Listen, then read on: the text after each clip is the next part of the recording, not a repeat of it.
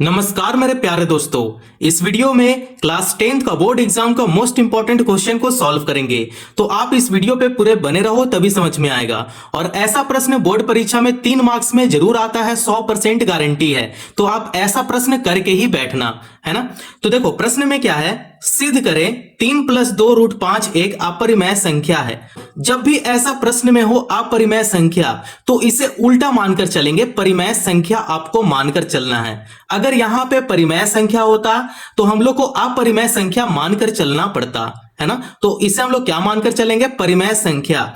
अब जो हम लोग समझे हैं उसे हम लोग यहां पे लिख देंगे, ठीक है। तो आपको इस प्रकार लिखना है और आप इसी मेथड को फॉलो करना, स्टेप बाय स्टेप बिल्कुल आसान तरीके से बताऊंगा, ठीक है। तो यहां पे लिखेंगे माना कि 3 + 2 √5 3 + 2 √5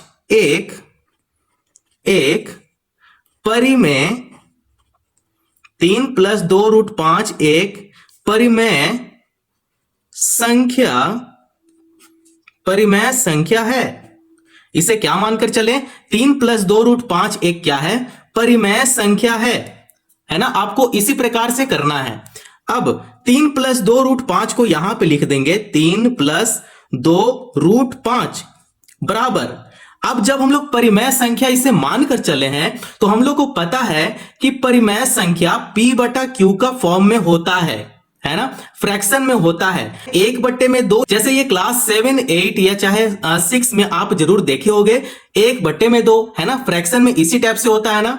3/4 तो ये भी क्या है, ये P/Q का फॉर्म में होता है। तो इसे हम लोग यहां पे क्या लिखेंगे, परिमेय संख्या जब माने हैं तो P/Q हम लोग यहां पे लिखेंगे, है ना। P/Q का फॉर्म में होता है। अब हम लोग जो समझे उसे हम लोग यहां पे लिखेंगे P/Q। यहां पे देखो P/Q एक क्या है, एक पूर्णांक है। क्या है, पूर्णांक है। तथा देखो ये जो Q है, Q जो है वो 0 का बराबर नहीं होगा। Q इसलिए 0 का बराबर नहीं होगा, अगर यहां पे 0 कर दें तो ये क्या हो जाएगा, इन्फिनिटी हो जाएगा, अपरिभाषित हो जाएगा। तो हम लोग को ऐसा नहीं करना है, इसीलिए हम लोग यहां पे लिख देंगे Q जो है वो 0 का बराबर नहीं होगा। आपको यहां पे 0 नहीं लेना है। आगे बढ़े, इतना समझ में आ रहा है। तो चलिए अब आगे बढ़ते हैं, ठीक है। अब 3 + 2 √5 बराबर P/Q जो है इसको उठाकर क्या करेंगे, यहां पे लिख देंगे, ठीक है। तो 3 + 2 √5 बराबर P/Q। अब आपको पता होना चाहिए कि ये जो 3 है, ठीक है, 3 तो सिर्फ एक नंबर हो गया है ना, संख्या हो गया। अब 3 को उठाकर क्या करेंगे, =टू का तरफ इधर ला देंगे।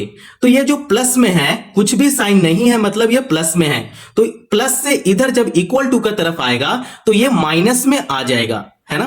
तो आपके पास सिर्फ इधर क्या बचा, 2√5 बच गया, है ना। उसे हम लोग यहां पे लिख लेंगे 2√5 बराबर P/Q। प्लस से इधर आएगा तो ये माइनस में हो जाएगा, -3 ऐसे लिख लेंगे। तो आपको इस प्रकार लिखना है। तो चलो अब आगे सॉल्व करते हैं। अभी देखो कि ये जो 2 है, 2 क्या है, अभी मल्टीप्लाई में है, गुना में है। तो गुना है, अगर =टू का तरफ अगर इसे ला देते हैं तो ये भी तो भाग में हो जाएगा। आपको पता है ना, =टू का तरफ कोई भी नंबर आता है तो साइन चेंज हो जाता है। देखो ये गुना में है, =टू का तरफ आएगा तो ये भाग में हो जाएगा, है ना। तो अगर यहां पे -3 होता तो इसे =टू का तरफ लाते तो ये प्लस हो जाता, +3 हो जाता, ठीक है। अगर यहां पे 3 है तो ये =टू का तरफ आकर -3 हो जाता, है ना। तो हमेशा आप इस चीज को ध्यान में रखें। अगर ये गुना 2 है तो =टू का तरफ आएगा तो ये भाग में हो जाएगा, गुना से भाग में हो जाएगा, और भाग से जब भी इधर जाएगा तो गुना में हो जाता है ना। तो हम लोग क्या करेंगे, ये जो 2 है गुना में इधर लाकर इसे भाग में लिखेंगे, ठीक है। तो अकेला यहां पे लिख देंगे √5 बराबर P/2Q -3 बट्टा में यहां पे 2 लिख देंगे। हम लोग को इस प्रकार लिखना है। अब हम लोग को पता है कि P बट्टे में जो 2Q है ये क्या है, परिमेय संख्या है। क्या है? परिमेय संख्या है। यहां पे परिमेय लिख देते हैं। और 3/2 जो है ये भी क्या है? ये भी तो परिमेय है।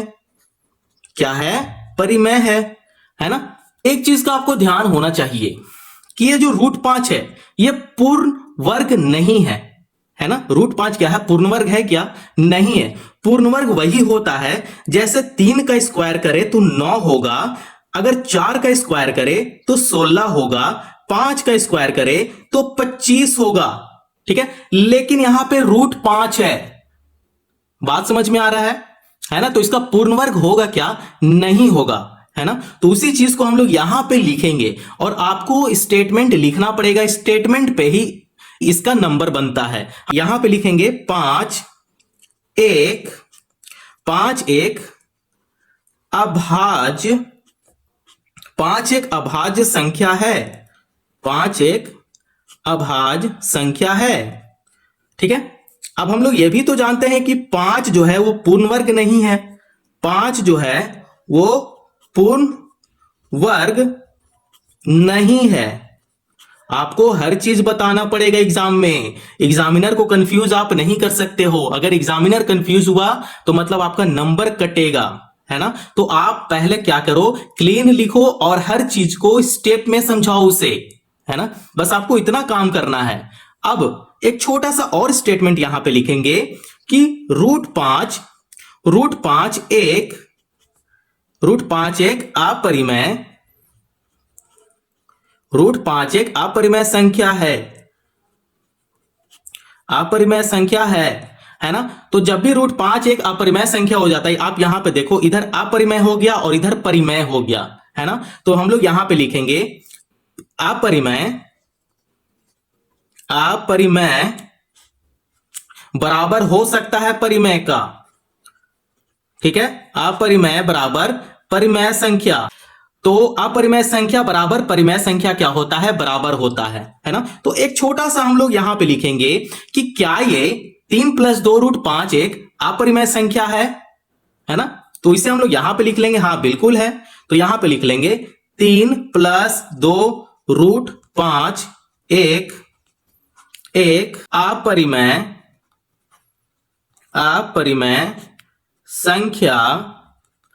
अपरिमेय संख्या है। और इसे हम लोग सिद्ध कर लिए।